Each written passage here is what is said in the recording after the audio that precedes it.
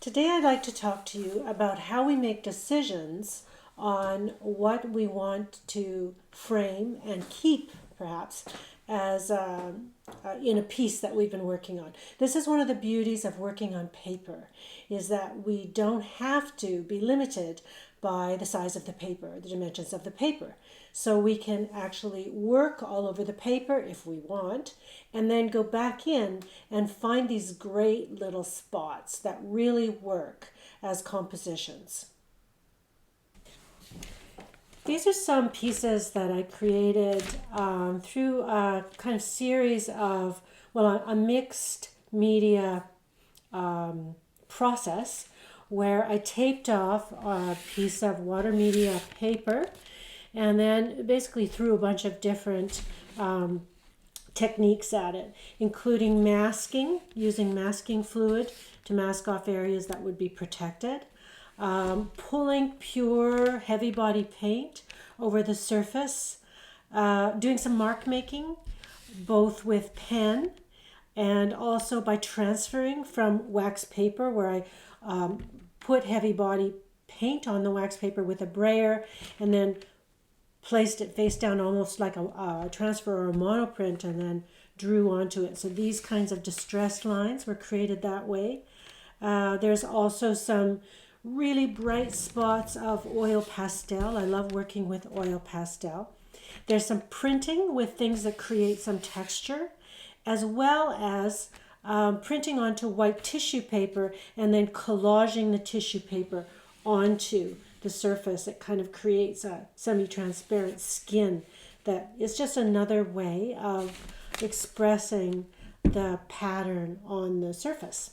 So when you strip the tape off, you get several sort of independent paintings or compositions. And some of them work and some of them don't. Some of them may need some more work. Perhaps some of them won't ever work, but you just save them anyways or make them into scraps or keep them for pieces of other paintings. They can work as collage pieces.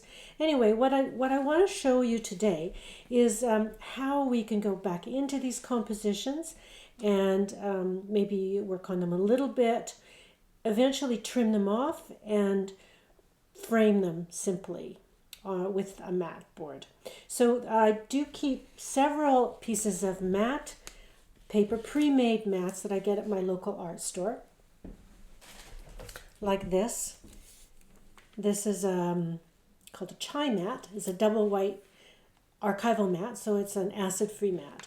And they're a lot of fun just to experiment with as far as finding the compositions that work. Here's a mat with a 5x7 window. So I'm just going to try it on each of these and kind of see what emerges. It's really fun when you have these because all of a sudden what looked like a mess all of a sudden becomes an actual composition. That's kind of nice. That's very strong. It could use a little bit more work. Basically what you're seeing as white was protected once with masking fluid. So sometimes I like to go in and do something to these white areas. I don't want to necessarily paint them over dark because they are nice light areas of the composition. But sometimes I'll go and maybe put a little zinc white or something on them just to give them a little bit of a different feel, like they haven't been forgotten there, that I've come back in and worked on them. So this one is it's got a great sort of good bones from the darks that I put in here. This was with Payne's Gray, which makes a beautiful, interesting dark. But it feels like there's still some things that could be done there. This is a very big piece where it's all the same. So it feels like there needs to be something in between this kind of value here and then this kind of open, unresolved area.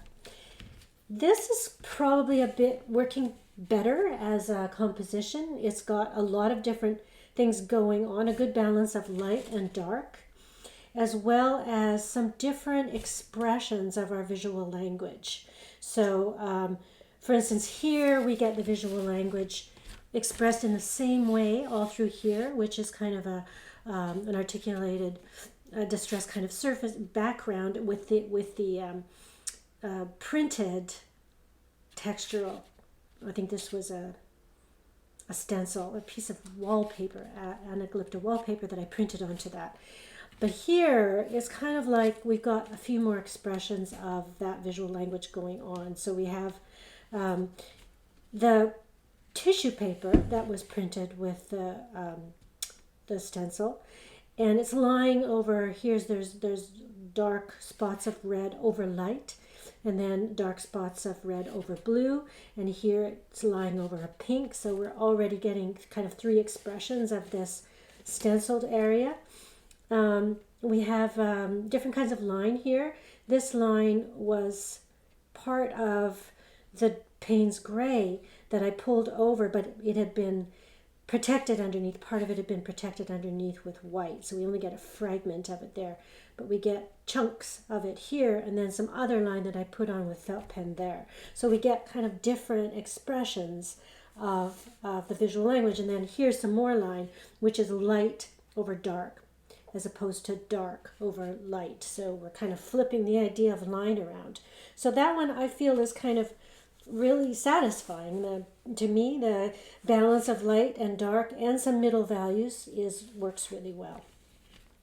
This one over here is also, I think, really a nice strong composition. This is really strong in here, so it needs to be a little bit off center. I always like to look at the corners too when I'm figuring out about which compositions work. It could be that this needs a little bit of disturbance up here. There's a really interesting middle values, but it feels to me like a person could almost do a little bit of mark making on that, just to maybe pull this line here up with something lighter, so that it has a bit more, it kind of continues. So we get, again, we're playing with our line, dark over light, light over dark. And I'm going to grab one of these Inktense pencil crayons. I really like these. They're actually water soluble. I'm not going to add water to them. Here's a pink one. And it feels like I could maybe do a bit of work with that as, again, continuing line. And I worked with oil pastels when I was making these, so it's also nice to perhaps introduce, again, a little bit of oil pastel in here, just to kind of, especially brighten up these areas here. There's some pink, really bright pink oil pastel showing there, but I could also make a little bit of line there with the oil pastel, and then it picks that up. And then that feels like that's all that needs there. And this one here, I think also is really pretty complete. This white area here I reintroduced by printing onto tissue paper with white and scribbling into it, and then tearing it to create a piece of collage, which reintroduced some light into the piece, because it felt to me like it had lost a bit of light. So you can always restore in this technique just by adding more white, either with your brush or with a collage element. And this demonstration, which I did on Facebook Live, was called Anything But the Brush. So I was really trying not to use the brush. Again, I'm just going to introduce a little bit of line to kind of echo some of the line that's here already. Maybe some little, this is the Inktense pencil crayon, just little shots of color. And now I'm working inside the composition created by the mat. So I'm not worried about what's happening outside this window, because now I've decided this is my composition. And if you can do that, then you can work more mindfully, choose your focal point, and work around that as we do when we choose our focal point. So here, I think the focal point is this area. Here we get the highest Contrast. Often around focal points we get a lot of contrast. A really interesting color. So you know we build around our focal points by these choices. Some of these have already been made by the process, but then we can build towards them. Once we choose the focal point, choose the composition, realize where the focal point is, then we can kind of build around them. So we're supporting them basically. I could put a little bit of oil pastel in here too.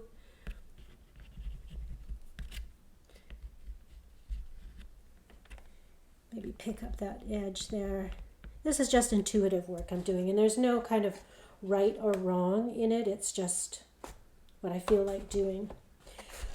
Now I'm going to show you from here how once we've chosen a composition, we can cut that down, cut that composition down and frame it in the mat. So I'm going to show you how you can do a simple framing. So what I'm going to do now is a simple hinge frame mat rather. So I'll cut this. This is archival matting tape. I'm going to cut a couple of pieces, and then I wet it and place it on the top edge of the piece, and then I press it. I find where I want the composition to be. I think that's about it right there. And then press down while it's wet so it sticks, and then we'll flip it over and repress it down.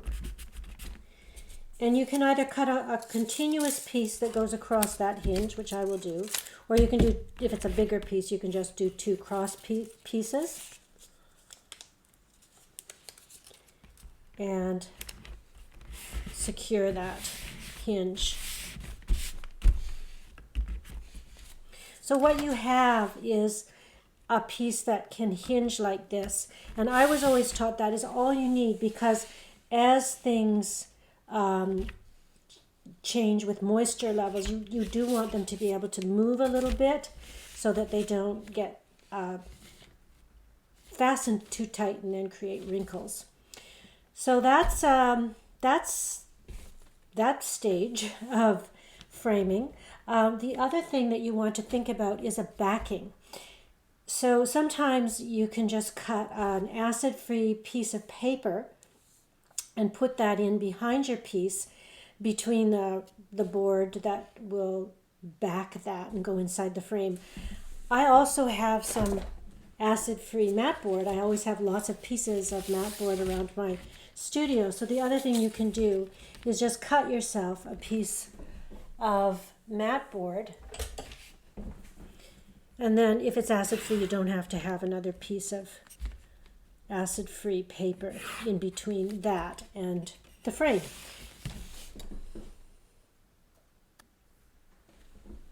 So every studio needs one of these magic cutting boards. You can get them in quilting stores, and they're great. They're self-healing. So when you cut them, the material they're made of kind of self-closes again.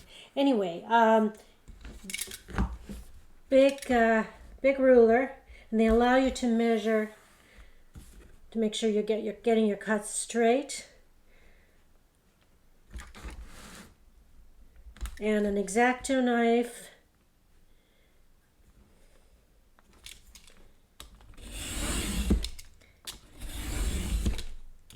So this is my acid-free mat.